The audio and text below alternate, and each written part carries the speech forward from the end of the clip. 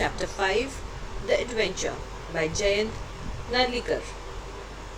Notice these expressions in the text. Infer their meanings from the context. Blow-by-blow account, morale booster, relegated to, political acumen, de facto, astute, doctored accounts, gave vent to. The Jijamata Express sped along the Pune-Bombay route, considerably faster than the Deccan Queen. There were no industrial townships outside Pune. The first stop, Lonavala, came in 40 minutes. The Ghat section that followed was no different from what he knew. The train stopped at Karjat only briefly and went on at even greater speed. It roared through Kalyan. Meanwhile, the racing mind of Professor Gaitonde had arrived at a plan of action in Bombay. Indeed, as a historian, he felt he should have thought of it sooner. He would go to a big library and browse through history books. That was the surest way of finding out how the present state of affairs was reached. He also planned eventually to return to Pune and have a long talk with Rajendra Deshpande, who would surely help him understand what had happened.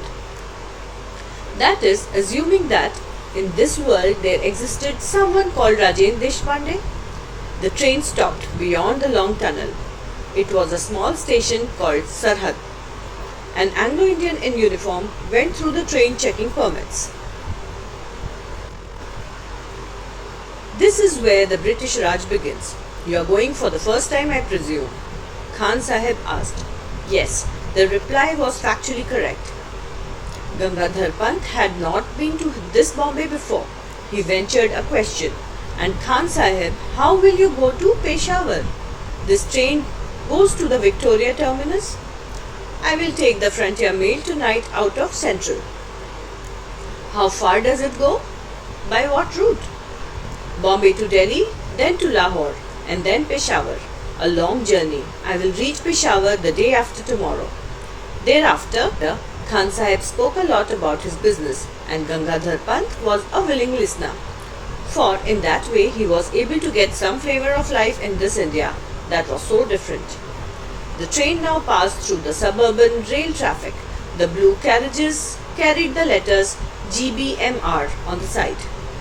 Greater Bombay Metropolitan Railway, explained Khan Sahib. See the tiny Union Jack painted on each carriage. A gentle reminder that we are in British territory. The train began to slow down beyond Dadar and stopped only at its destination, Victoria Terminus. The train station looked remarkably neat and clean. The staff was mostly made up of Anglo-Indians and Parsis, along with a handful of British officers. As he emerged from the station, Gangadhar Pant found himself facing an imposing building. The letters on it proclaimed its identity to those who did not know this Bombay landmark. East India House, headquarters of the East India Company. Prepared as he was for many shocks, Professor Gaitonde had not expected this. The East India Company had been wound up shortly after the events of 1857 at least. That is what history books said. Yet, here it was, not only alive but flourishing. So history had taken a different turn, perhaps before 1857. How and when had it happened? He had to find out. As he walked along Hornbill Road, as it was called, he found a different set of shops and office buildings. There was no handloom house building. Instead, there were Boots and Woolworth departmental stores, imposing offices of Lloyd's, Barclays and other British banks, as in a typical high street of a town in England. He turned right along Home Street and entered Forbes' building. I wish to meet Mr. Vinay Gaitonde, please, he said to the English receptionist. She searched through the telephone list, the staff list, and then through the directory of employees of all the branches of the firm. She shook her head and said, I am afraid I can't find one of that name either here or in any of our branches. Are you sure he works here? This was a blow not totally unexpected. If he himself were dead in this world, what guarantee had he that his son would be alive? Indeed, he may not even have been born. He thanked the girl politely and came out. It was characteristic of him not to worry about where he would stay. His main concern was to make his way to the library of the Asiatic Society to solve the riddle of history. Grabbing a quick lunch at a restaurant, he made his way to the town hall. Yes, to his relief, the town hall was there, and it did house the library. He entered the reading room and asked for a list of history books including his own. His 5 volumes duly arrived on his table.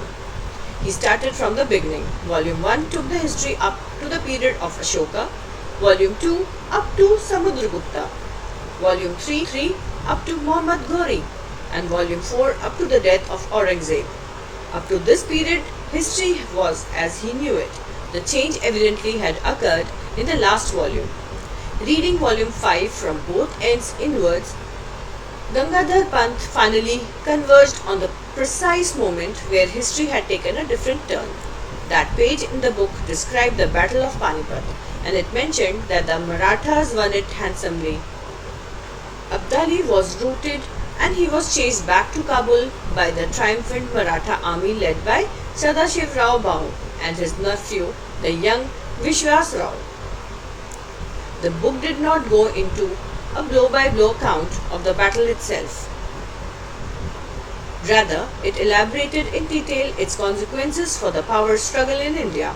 Gangadhar Pant read through the account avidly. The style of writing was unmistakably his, yet he was reading the account for the first time. Victory in the battle was not only a great morale booster to the Marathas, but it also established their supremacy in northern India.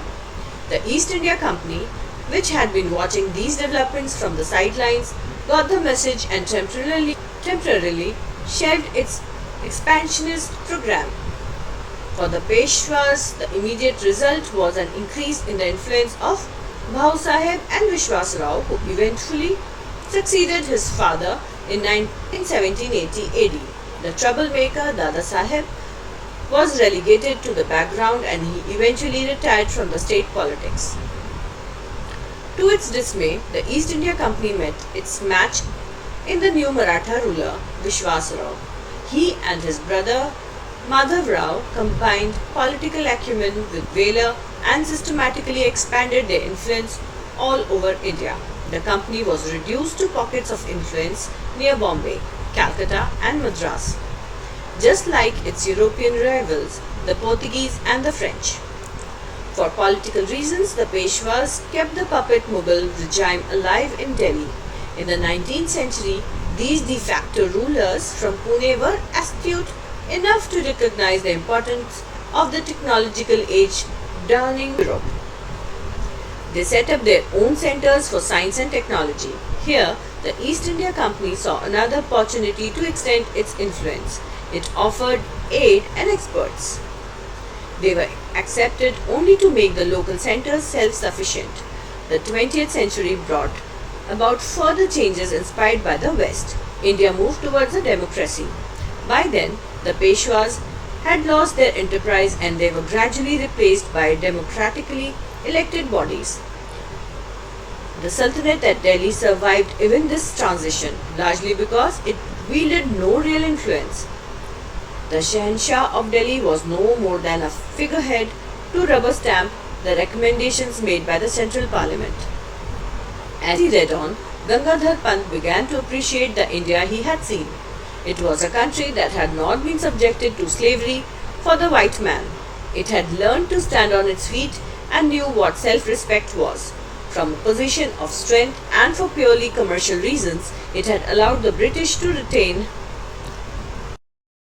as a sole outpost on the subcontinent. That lease was to expire in the year 2001 according to a treaty of 1908. Gangadhar Pant could not help comparing the country he knew with what he was witnessing around him. But at the same time he felt that his investigations were incomplete. How did the Marathas win the battle? To find the answer he must look for accounts of the battle itself. He went through the books and journals before him. At last, among the books he found one that gave him the clue.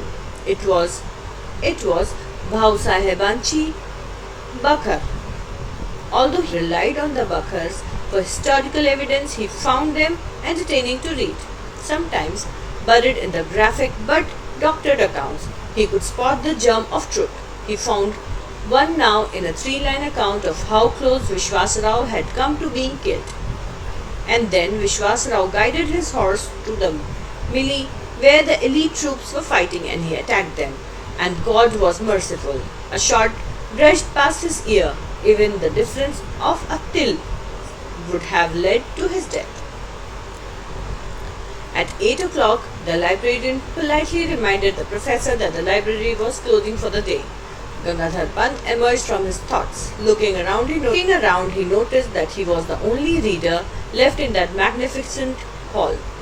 I beg your pardon, sir. May I request you to keep these books here for my use tomorrow morning? By the way, when do you open? At 8, the librarian smiled. Here was a user and researcher right after his heart. As the professor left the table, he shoved some notes into his right pocket. Absent-mindedly, he also shoved the bakar into his left pocket. He found a guest house to stay in and had a frugal meal. He then set out for a stroll towards the Azad Maidan. In the Maidan, he found a throng moving towards a pandal. So, a lecture was to take place. Force of habit took Professor Gaitonde towards the pandal. The lecture was in progress, although people kept coming and going. But Professor Gaitonde was not looking at the audience. He was staring at the platform as if mesmerized. There was a table and a chair, but the latter was unoccupied. The presidential chair unoccupied, the sight stirred him to the depths. Like a piece of iron attracted to a magnet, he swiftly moved towards the chair. The speaker stopped in mid-sentence, too shocked to continue, but the audience soon found voice. Vacate the chair. This lecture series has no chairperson. Away from the platform, mister. The chair is symbolic, don't you know? What nonsense! Whoever heard of a public lecture without a presiding dignitary? Professor Gaitonde went to the mic and gave vent to his views. Ladies and gentlemen, an unchaired lecture is like Shakespeare's Hamlet without the Prince of Denmark. Let me tell you. But the audience was in no mood to listen. Tell us nothing. We are sick of remarks from the chair, of vote of thanks, of long introductions. We only want to listen to the speaker. We abolished the old custom long ago. Keep the platform empty, please. But Gangadhar Pant had experience of speaking at 99 meetings and had faced the Pune audience at its most hostile. He kept on talking. He soon became a target for a shower of tomatoes, eggs and other objects. But he kept on trying valiantly to correct this sacrilege. Finally, the audience swarmed to the stage to eject him bodily. And in the crowd, Gangadhar Pant was nowhere to be seen. That is all I have to tell, Rajendra. All I know is that I found in the Azad Maidan in the morning, but I was back in the world I am familiar with. Now, where exactly did I spend those 2 days when I was absent from here? Rajendra was dumbfounded by the narrative. It took him a while to reply. Professor, just prior to your collision with the truck, what were you doing? Rajendra asked. I was thinking of the catastrophe theory and its implications for history. Right, I thought so, Rajendra smiled. Don't smile smugly. In case you think that it was just my mind playing tricks and my imagination running amok, look at this. And, triumphantly, Professor Gaitonde produced his vital piece of evidence, a page torn out of a book. Rajendra read the text on the printed page and his face underwent a change. Gone was the smile and in its place came a grave expression. He was visibly moved. Gangadhar Pant pressed home his advantage. I had advertently slipped the bakar in my pocket as I left the library. I discovered my error when I was paying for my meal. I had intended to return it the next morning, but it seems that in the melee of Azad Maidan, the book was lost. Only this torn off page remained, and luckily for me, the page contains vital evidence. Rajendra again read the page. It described how Vishwasrao narrowly missed the bullet, and how that event, taken as an omen by the Maratha army, turned the tide in their favour. Now look at this. Gangadhar Pant produced his own copy of Bhau Saheb Banchi Opened at the relevant page, the account ran thus. And then Vishwas Rao guided his horse through the melee where the elite troops were fighting, and he attacked them. And God expressed his displeasure. He was hit by the bullet. Professor Gaitonde, you have given me food for thought. Until I saw this material evidence, I had simply put your experience down to fantasy. But facts can be stranger than fantasies, as I am beginning to realize. Facts? What are the facts? I am dying to know, Professor Gaitonde said. Rajendra motioned him to silence and started pacing the room, obviously under great mental strain. Finally, he turned around and said, Professor Gaitonde, I will try to rationalize your experience on the basis of two scientific theories as known today. Whether I succeed or not in convincing you of the facts, only you can judge, for you have indeed passed through a fantastic experience, or, more correctly, a catastrophic experience. Please continue, Rajendra. I am all ears, Professor Gaitonde replied. Rajendra continued pacing as he talked. You have heard a lot about the catastrophe theory at that seminar. Let us apply it to the Battle of Panipat.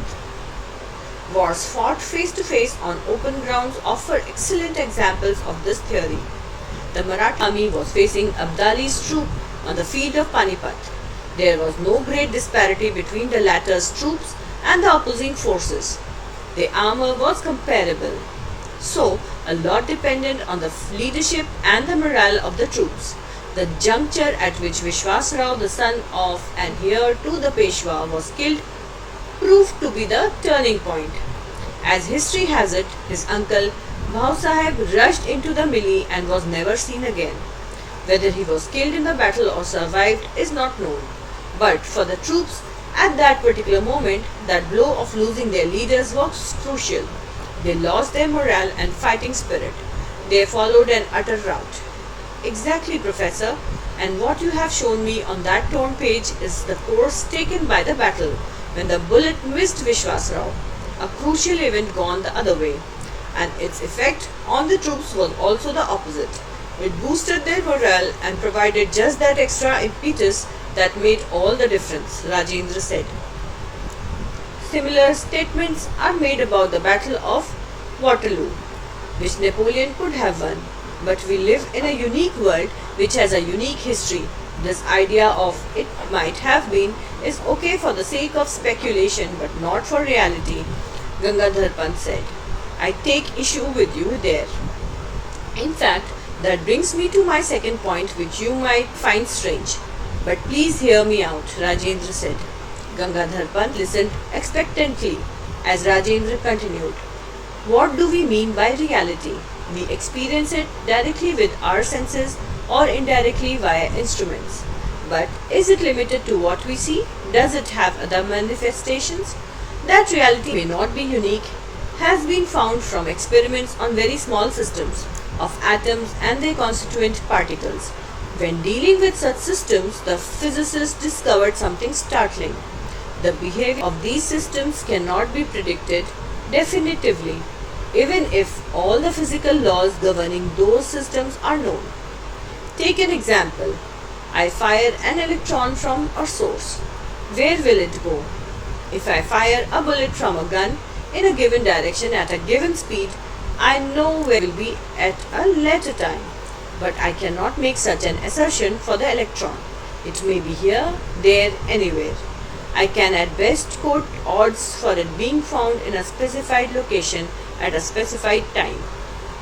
The lack of determinism in quantum theory, even an ignoramus historian like me has heard of it, Professor Gaitonde said. So imagine many world pictures. In one world the electron is found here, in another it is over there, in yet another it is in a still different location. Once the observer finds where it is, we know which world we are talking about. But all those alternative worlds could exist just the same. Rajendra paused to marshal his thoughts. But is there any contact between those many worlds? Professor Gaitonde asked. Yes and no. Imagine two worlds, for example. In both, an electron is orbiting the nucleus of an atom. Like planets around the sun? Gangadhar Pant interjected. Not quite. We know the precise trajectory of the planet. The electron could be orbiting in any of a large number of specified states. These states may be used to identify the world. In the state number 1, we have the electron in a state of higher energy. In state number 2, it is in a state of lower energy. It can make a jump from high to low energy and send out a pulse of radiation, or a pulse of radiation can knock it out of state number 2 into state number 1. Such transitions are common in microscopic systems. What if it happened on a macroscopic level? Rajendra said.